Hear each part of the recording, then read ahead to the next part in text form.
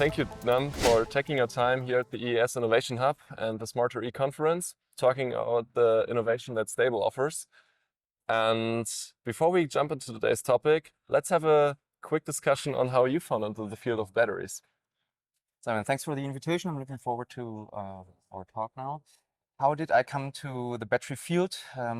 It was a coincidence. So when I finished my studies in 2013, I just applied for a PhD position at the Institute of Electrical Energy Storage at the Technical University of Munich. I got taken, and then I just started out of the blue. Okay.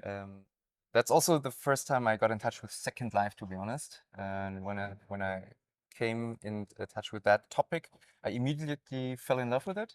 In the first year, I thought, okay, how cool is that? The circular idea of yes, the circular reusing idea, batteries. reusing batteries, driving the costs down. I thought, okay, why isn't everyone doing that? Yeah. And then I started researching all the aging papers and so on, understanding what happens on an electrochemical level. And then I understood that's probably not going to fly because it's too complex. That's why in 2014, until the founding of STABL, I was a strong disbeliever in a Second Life as a concept.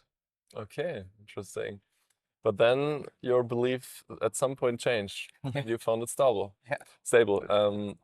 So what's that story? It's a funny story. The initiating founder, I would call it, is my co-founder and CTO, Arthur Singer.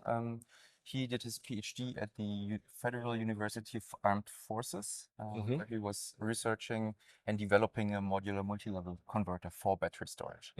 And I know him since my second day of the first semester, so it's been quite a while. And he called me up while I was in the middle of writing a paper, about to having a deadline to meet. And he actually asked me if I wanted to co-found, because he's very experienced with the electronics part. Yeah. But he said if we want to go into the battery field, he needs a battery guy, and he thought of me, also doing my PhD in that field. And I don't know, he just asked me, and then I thought about it for a week, and I thought, okay, what's the risk? I'm going to be a doctor engineer in the end, and if it fails, then I'll have a big learning. And then we just decided to found it with two other co-founders. Oh, sorry. Okay, cool.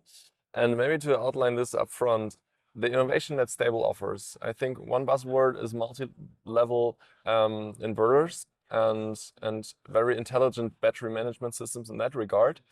But as I recently found out, STABL is kind of expanding at the moment. You mentioned Second Life batteries, and now this competence of inverter technology meets your new endeavors on Second Life batteries. So explain quickly what that is about.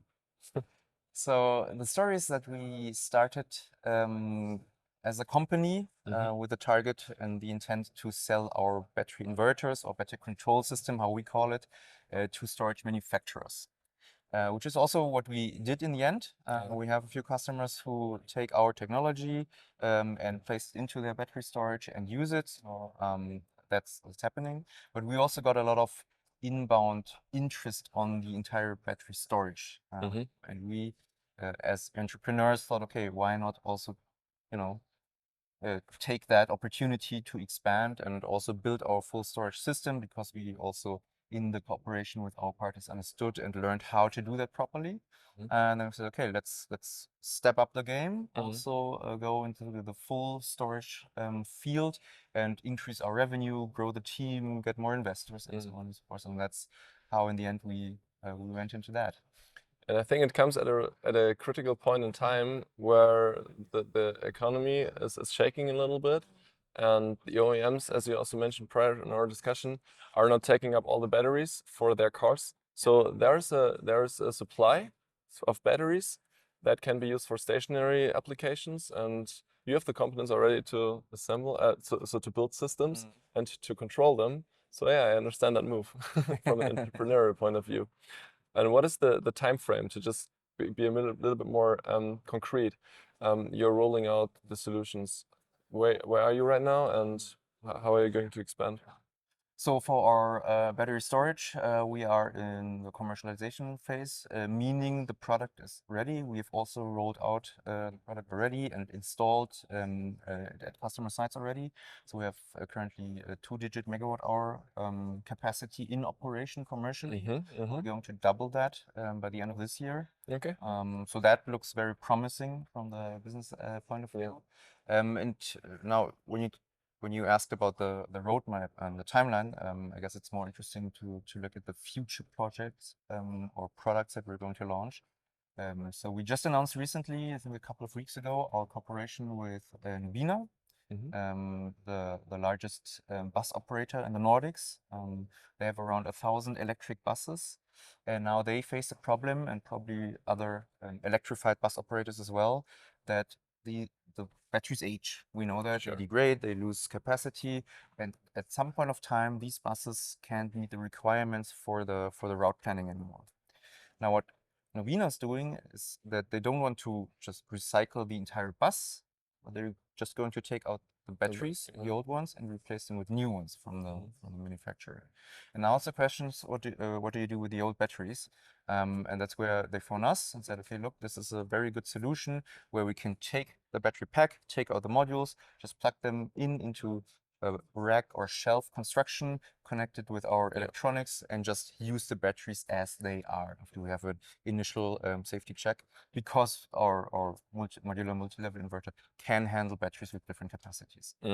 That's a really smart idea, and this is really closing the loop and making batteries. I mean, increasing the environmental friendliness and decreasing the CO2 footprint is by extending the battery lifetime. That's the most important lever, and you're pulling that. Yes. And that's really good. I'm looking forward to that expansion on that business model. So, coming back to your original profession on battery research and having like a rational scientific opinion about this whole development, where do you see the big challenges that are ahead of us if you should judge where we are right now in consideration of building the European battery ecosystem? Yeah, I guess there are a lot of challenges, of course. Yeah. But I guess the biggest one is, let's say, the conflicting interest between having cheap energy, Yeah. and that would rely on affordable infrastructure. Now, if you want to optimize for that goal, of course, we would source a lot from China, because they can just do it cheaper with still a very good quality. But from a, let's call it geopolitical point of view, if we want to be somewhat independent and self-dependent, and then that is a conflict, because if you're super dependent on one country or 3 countries, let's name that, then that's a big issue. So I think it's important for us as a continent to have an independent supply chain and value chain for battery storage or battery cells itself. But that is, it needs to overcome the price and the cost barrier, which is almost impossible to do when you're just starting up. I guess that's a very tough challenge. So I understand.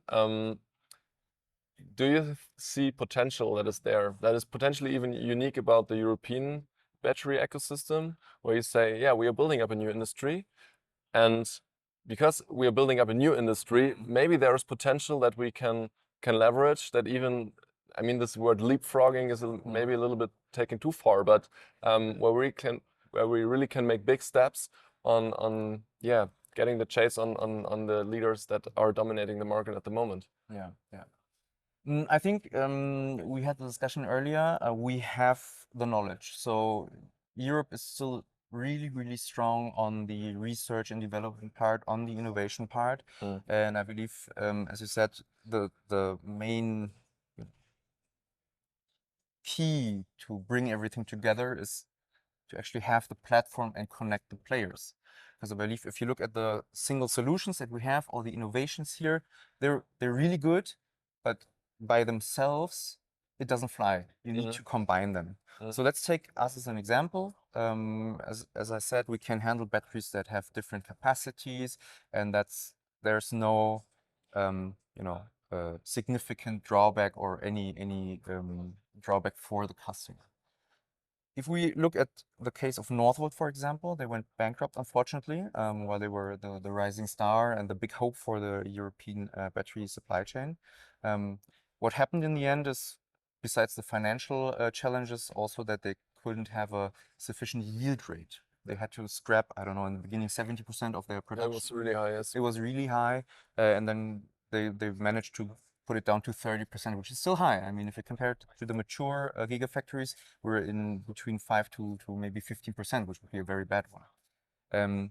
And why is that? Because for all the, I would say, relevant applications like electromobility and stationary storage, you need to have the perfect cells. Your requirements on the quality are insanely high, and that's why you have these high scrap rates.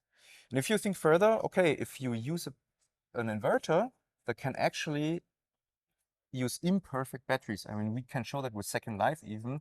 Why can't we just show it with B-grade battery cells? We could have taken off a lot more of these battery cells that would have been scrapped. Of course, we're not large. Let me ask you quickly a question there. I understand that the multi-level inverter technology can basically control every cell, like go down to the cell level theoretically. Theoretically, yes. Yes. Go to the module. Yeah, I know. But just that consideration that you can granularize this controllability, really making every cell secure in that regard.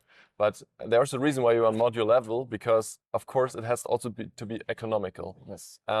So do you think that the multi-level inverter technology in that regard will always be, or will become even more economical, going to a very granular level, even potentially cell level? Because if we go on that level, because cells are getting bigger, right?